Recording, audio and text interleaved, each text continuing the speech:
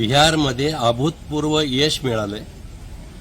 देशातील आणि बिहार राज्यातील सर्वसामान्य जनतेने हे दाखवून दिलंय की आमचा विश्वास हा देशाचे पंतप्रधान नरेंद्रजी मोदी यांच्यावर आहे आणि या 10-12 वर्षामध्ये ज्या पद्धतीने देश बदलला, राज्यामध्ये ज्या पद्धतीने विकास कामं झाली, त्याला मताची पावती मिळालेली।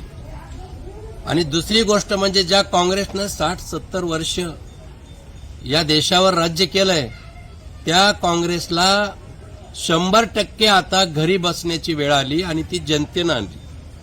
मुळात प्रश्न असा आहे की राहुल गांधीनं असंच नेतृत्व काँग्रेस पक्षाचं करावं ही आता आमची इच्छा आहे, कारण राहुल गांधीचं नेतृत्वच मान्य नाही सामान्य जनतेला। मुळात प्रश्न असा आहे की ज्या पद्धतीनं ते नेतृत्व बालिश आहे, खोडकर आहे, अनेक मुद्दे लहान लेकरासारखे काढतात, मताची चोरी झाली आणि उद्यापासून हे होणार आहे, मताची चोरी झाली म्हणून विजय मिळाला, ईव्हीएम मशीनमधून विजय मिळाला, सत्य मान्य करत नाही आणि म्हणून काँग्रेस चोपडा साफ या देशामध्ये होत गेली।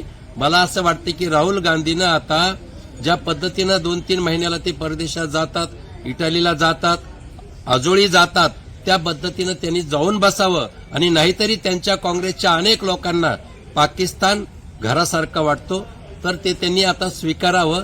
भारतामधील सर्वसामान्य माणूस आणि जनता ही पंतप्रधान नरेंद्रजी मोदी आणि एनडीएच्या घटक पक्षाच्या नेतृत्वाच्या पाठीमागे खंबीरपणे उभा आहे, हे सिद्ध झालंय।